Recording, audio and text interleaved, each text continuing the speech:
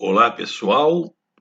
Saudações a todos. Aqueles que estão vendo este canal pela primeira vez, eu me apresento. Eu sou o professor Vieira e este canal tem como propósito facilitar a educação, colaborar com a educação e o ensino profissional de todos aqueles que têm a topografia como uma disciplina de seus currículos. Vamos falar neste vídeo sobre aerofotogrametria e algumas generalidades para o estudo do traçado de estradas. O estudo de traçado de estradas é uma das fases da infraestrutura rodoviária e ferroviária mais importantes, porque é ali que se definem as faixas de terreno que conterá a estrada de ferro e de rodagem.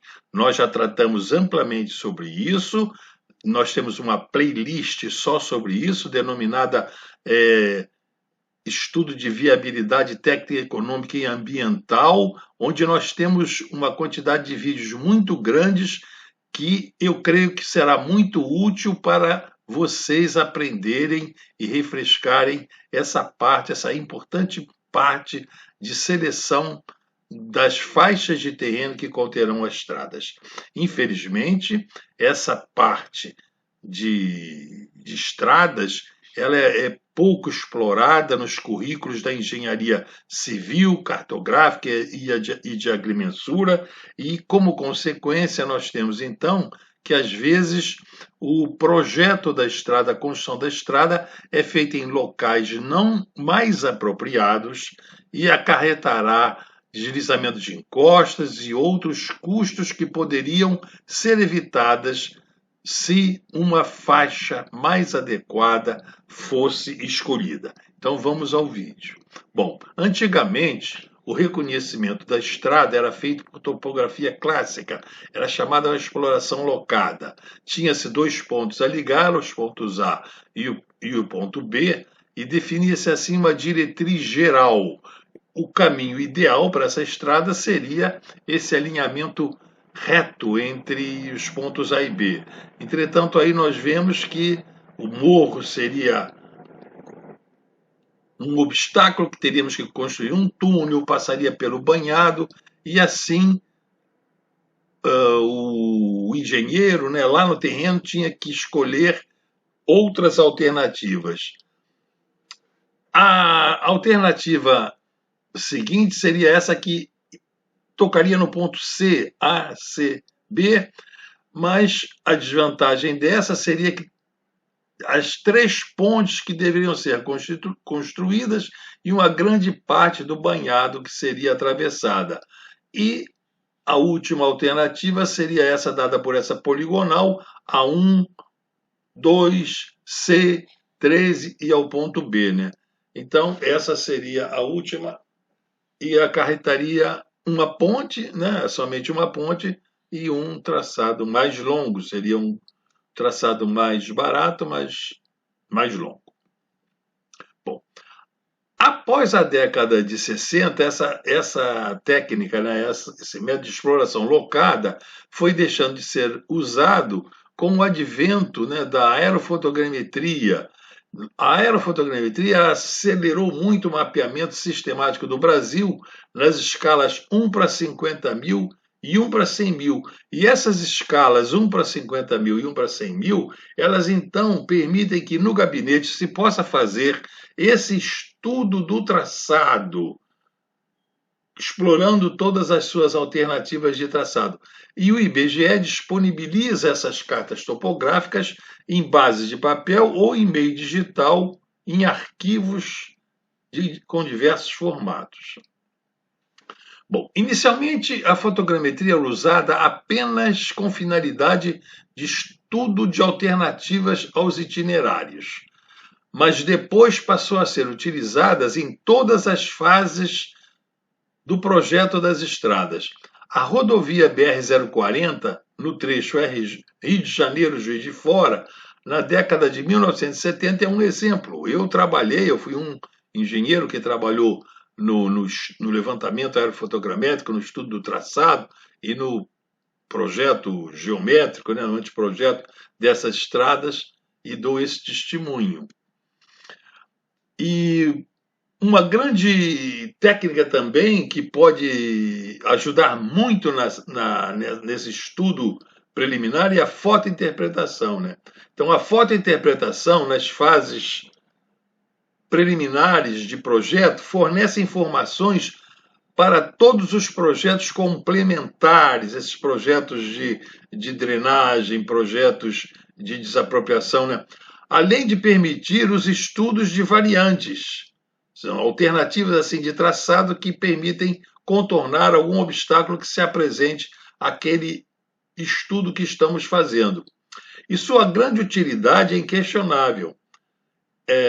Ela foi utilizada, por exemplo, no estudo do traçado e anteprojeto da transposição da Serra do Mar na Ferrovia do Aço, no trecho Japeri-Barra do Piraí, em 1975.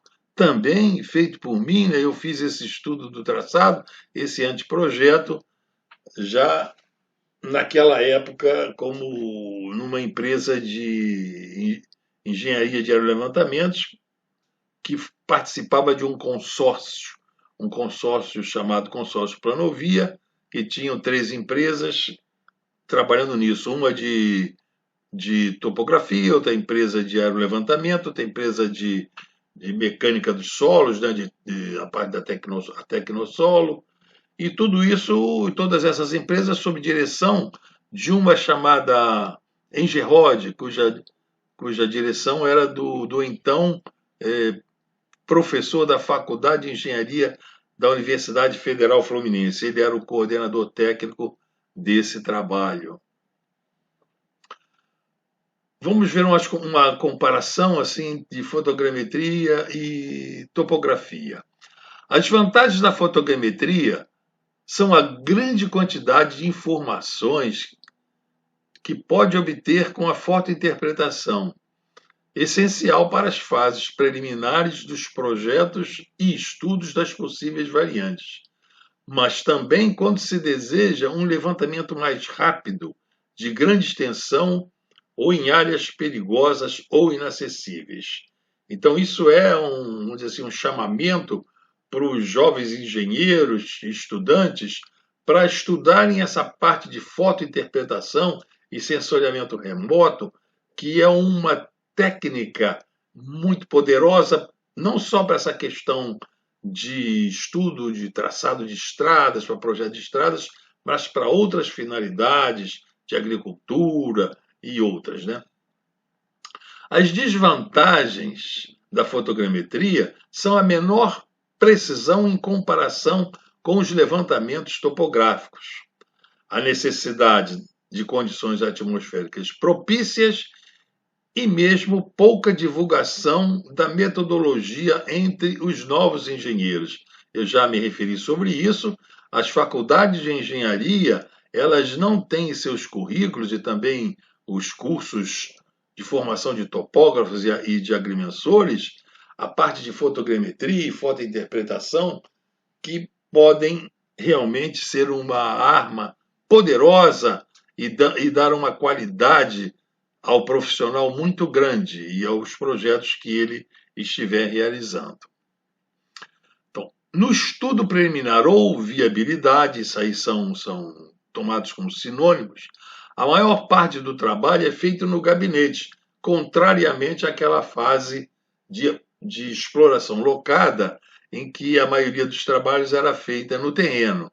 Então, no gabinete, esse estudo de viabilidade e estudo preliminar é feito sobre cartas geográficas e topográficas, é feito sobre fotografias aéreas existentes e feito sobre o Google Earth. Vamos ver mais utilidades da fotointerpretação. Permite a localização e interrelação entre áreas povoadas, indústrias e culturas para fins de planejamento utilitário da estrada, auxílio nas estimativas de tráfego, no planejamento de entroncamento entre estradas, né, e cadastro de desapropriações, planejamento da distribuição das frentes de trabalho em campo, né, no planejamento do levantamento e da construção da obra. A visão geral da área em escala adequada pode ser de grande utilidade para o planejamento da movimentação dos equipamentos de terraplenagem e abastecimento. Condições topográficas que definem as formas básicas do traçado e volumes de obra de terra também são detectados assim na fotointerpretação. Também permite identificar as feições topográficas, por exemplo, áreas inundáveis e condições geológicas em geral, né? Como, por exemplo, encostas instáveis, sujeitas a deslizamento, né? Isso tudo no entorno da área do projeto, que nós podemos, então, no estudo preliminar, evitar essas localizações, evitar esses pontos críticos e, com isso, ter um projeto de melhor qualidade. É interessante que os engenheiros e estudantes tenham em mente que depois que se fizer o levantamento topográfico de uma estreita faixa de terreno, né, por voo, né, ou usando drones ou aviões, mas apenas uma estreita faixa de terreno seja levantada, o projeto da estrada feita naquela estreita faixa de terreno, o engenheiro não sabe o que tem fora daquela faixa. Qualquer problema que surja ali tem que ser resolvido ali naquela pequena faixa de terreno. Então é muito importante que a faixa de terreno adequada seja levantada, que a melhor faixa de terreno seja levantada. Também podemos detectar ali a vegetação existente na área para fins de estimativa de custo de desmatamento e a reposição e avaliação de flora e fauna em estudos ambientais. A observação da rede de drenagem também é de grande utilidade, porque nas cartas topográficas, a rede de drenagem, né, por onde a água escoa, né, dos rios, em rios perenes ou rios que só, ou córregos que só surgem quando chove, é muito simplificada. Já nas fotografias aéreas, por fotointerpretação, nós podemos ver toda aquela riqueza da drenagem e, com isso, poder avaliar o escoamento e o volume que aqueles cursos d'água terão e vão contribuir para o curso principal, a alocação das obras de arte especiais, né, no caso as pontes, para a travessia de rios e lagos, e das obras de arte correntes, né? Essa drenagem ressaltada nas fotografias aéreas, que é omitida assim, nas cartas topográficas, ela permite ali que se possa visualizar e quantificar a quantidade de tubulões que vão ser usados, que não seriam bem definidos nas cartas topográficas ou nos modelos digitais do terreno, cujos algoritmos fazem um amaciamento daqueles talvegues por onde nós temos a rede de drenagem. Então, essa definição das linhas mestras para o projeto de drenagem subterrânea, quer dizer, que ficarão abaixo do grade, e superficial, aquelas águas que irão para a faixa estradal. Podemos também fazer a localização de nascentes e fontes d'água para preservá-las. Então, tudo isto é claramente visível nas fotografias e mais compreensível do que nos mapas. O Google Earth, como nós vemos aqui, a utilidade dele, ele fornece assim uma quantidade de detalhes muito grande. Nós estamos vendo aqui uma imagem da Serra do Mar, temos aqui destacado o traçado de uma ferrovia, da Rede Ferroviária Federal SA, nós estamos aqui, e esse é o trecho perto de Paracambi. Aqui está a cidade de Paracambi, e essa é a estrada existente, aqui um túnel, né?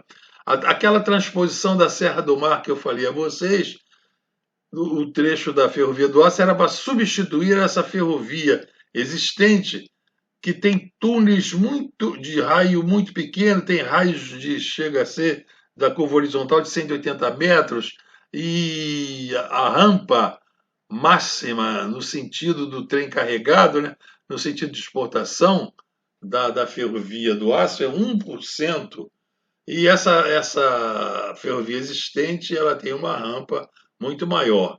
Então era para substituir essa ferrovia existente. Tá?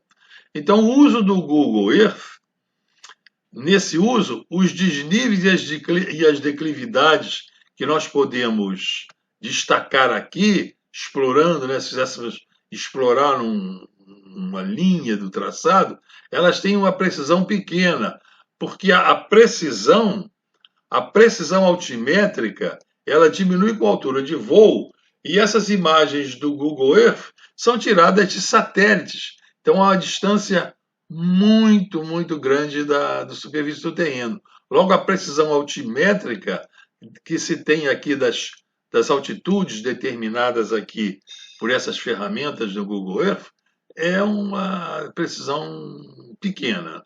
Não dá assim para se ter confiança nelas para se fazer um estudo do traçado confiável. Então, o Google Earth ele é útil para se realizar o projeto de voo após se ter definido o eixo da estrada nas cartas topográficas.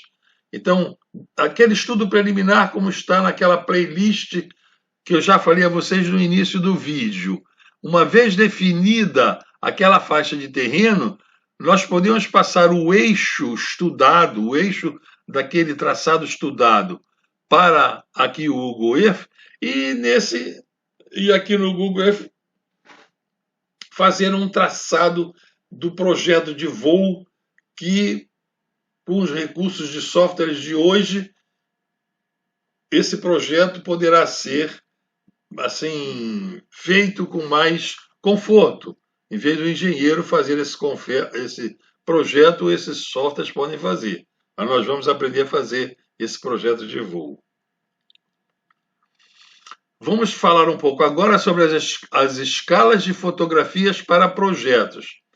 As escalas de fotografias têm relação direta com as precisões a serem obtidas e se refletem nas escalas dos mapas restituídos dessas fotografias, né? Das escalas das ortofotocartas e no ICN, que é o intervalo da curva de nível. Então, a precisão está relacionada com a qualidade do instrumento de restituição, aqueles instrumentos que eu já mostrei aqui em vídeos anteriores, naquela fotogrametria analógica, né? Antes, eram esses estereorrestituidores que já falamos. Hoje, se usam as estações fotogramétricas digitais e com a resolução das fotografias digitalizadas, né, dependendo da resolução dessas fotografias digitalizadas, teremos assim também uma ideia da precisão, digitalizadas em scanners, ou então obtidas diretamente de câmeras digitais. Podemos ter, assim, uma ideia da precisão que se pode ter dessas tecnologias, né? Principalmente a precisão altimétrica. Vamos falar sobre a terminologia adotada para várias etapas de um projeto de estradas. Essa terminologia varia na literatura, né? Chama-se viabilidade o estudo realizado sobre uma base cartográfica existente, aquelas que eu já falei a vocês, que o IBGE disponibiliza. E essa viabilidade também é chamado estudo preliminar. Esse estudo compara o investimento da estrada com outros empreendimentos, diz essa viabilidade, em termos de retorno de capital, do retorno do capital. Então, uma estrada será vantajosa se o capital investido nela tiver um retorno mais rápido, o capital voltar à mão de quem vai financiar essa obra mais rápido, em menos tempo, do que se fosse colocado em outro empreendimento, por exemplo, na poupança. E nesse estudo de viabilidade, ou estudo preliminar, nós vimos lá naquelas aulas da playlist, ele tem como subproduto a faixa de terreno a levantar por aerofotogrametria.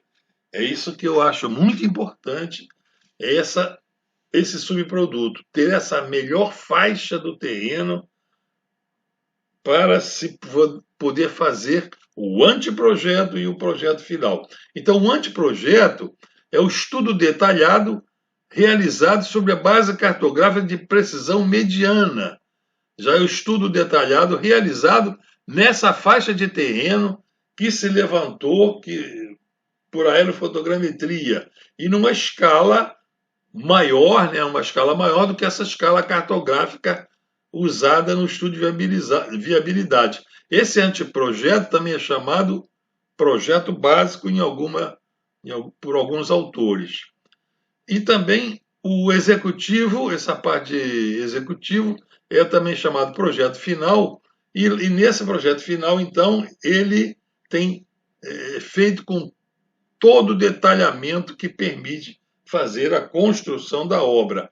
E a escala, né, usada nesse projeto executivo também é uma escala adequada, nós vamos falar sobre isso. Então, em países desenvolvidos, vamos ver essa questão das escalas, e essas tabelas que eu tirei aqui são referentes, essas informações, aos Estados Unidos e Austrália.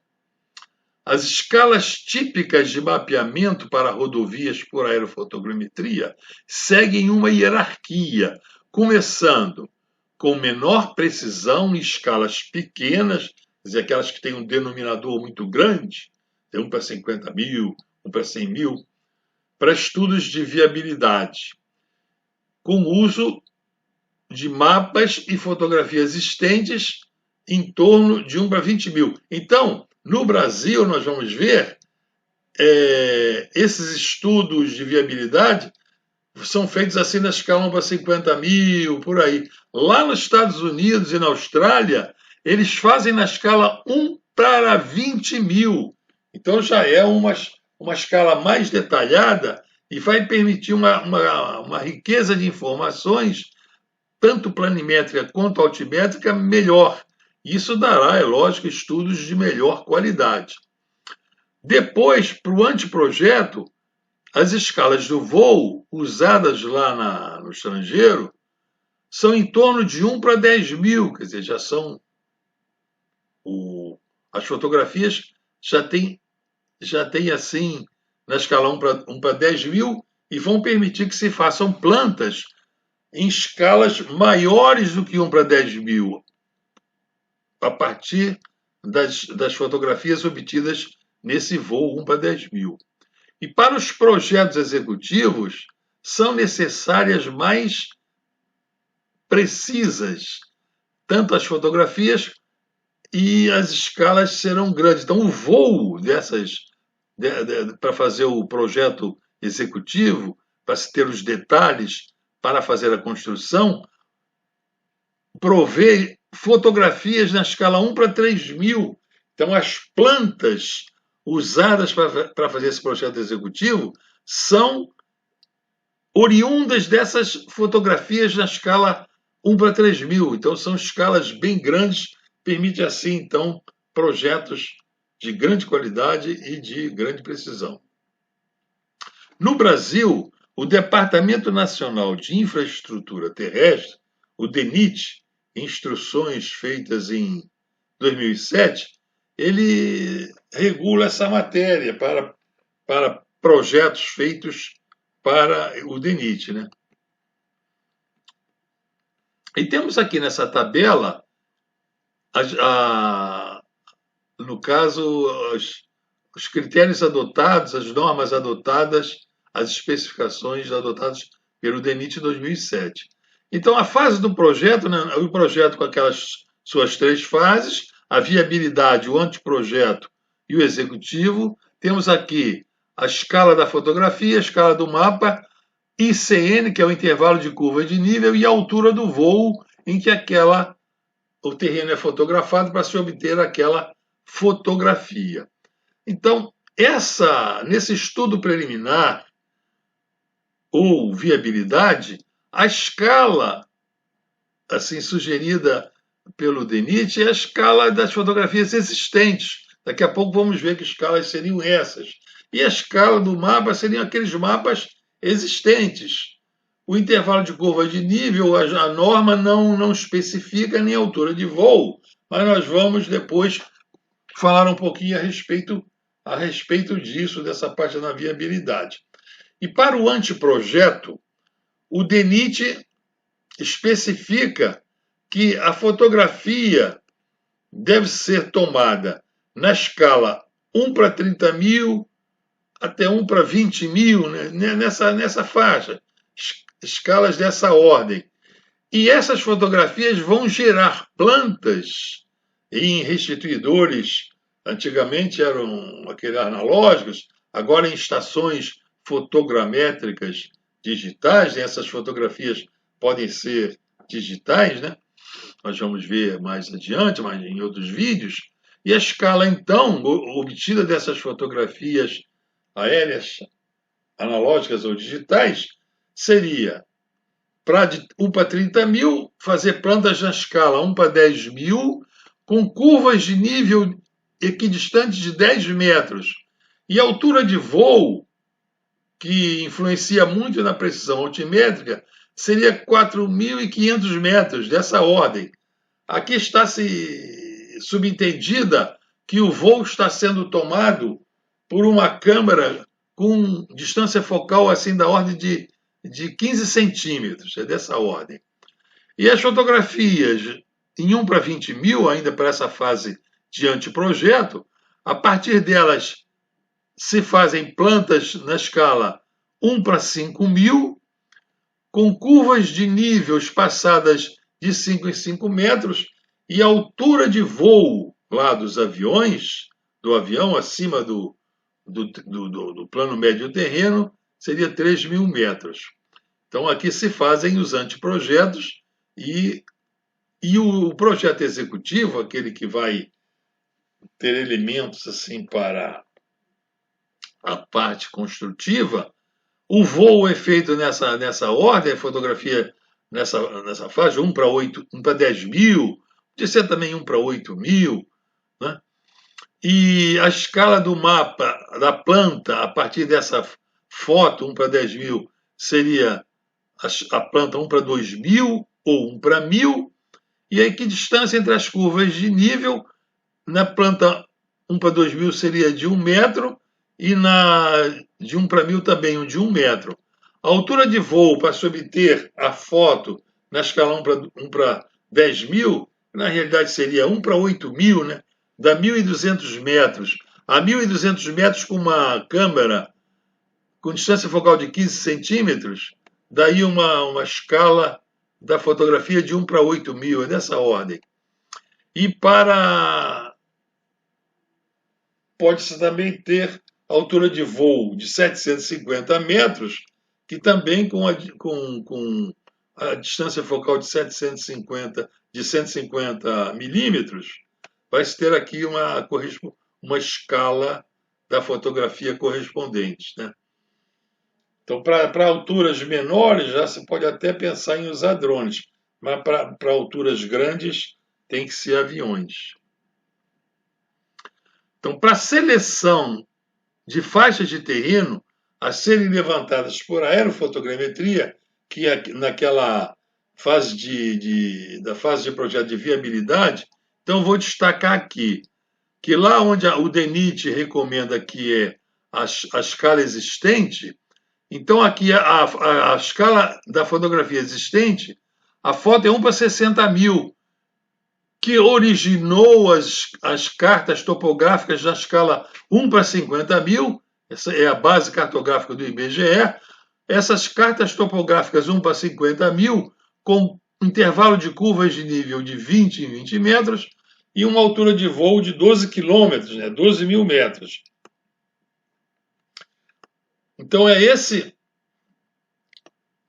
Naquela playlist que eu fiz, eu presumi que estávamos utilizando esse material do IBGE, quer dizer, as cartas topográficas digitalizadas do IBGE são disponibilizadas por ele e nós podemos fazer esse estudo do traçado lá nessa base cartográfica.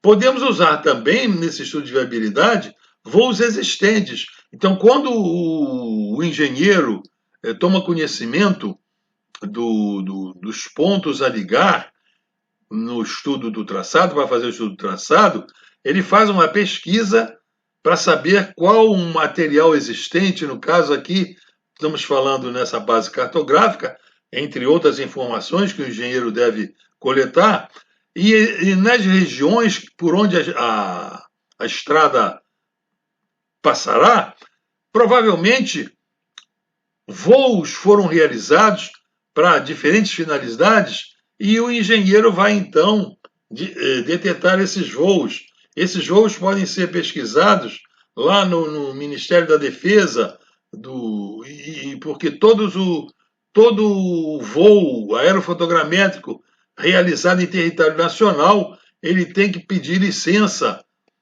ao Estado-Maior das Forças Armadas, e lá então o engenheiro pode saber, sabendo a sua região, que voos e que empresas detêm aquelas imagens, aquelas fotografias. Então, por exemplo, há voos na escala 1 para 30 mil do antigo IBC, aquele Instituto Brasileiro do Café. Aquele Instituto Brasileiro do Café, ele, para a estimativa de safras, ele voava muito com essas fotografias, e para essa parte de estudo de viabilidade, então, o engenheiro pode lançar mão desse material cartográfico, né, dessas fotografias aéreas, para fazer esse estudo de traçado, para fazer fotointerpretação, para chegar a uma faixa de terreno de melhor qualidade. Então, para finalizar, o estudo do traçado pode ser feito. 1. Como mostrado naqueles vídeos do nosso canal, estudo de viabilidade técnica, econômica e ambiental, e usando softwares AutoCAD, Civil 3D e etc., ou SIGs, pode ser feito com essas ferramentas e com essas metodologias que estão lá e com a metodologia que está lá nesses nossos vídeos, na playlist assinalada aí. E pode também ser feito com pares estereoscópicos. Então, através dessas fotografias aéreas existentes, podemos, usando o estereoscópio de espelho, estereoscópio de bolso, fazer estudos de traçado e fazer fotointerpretação.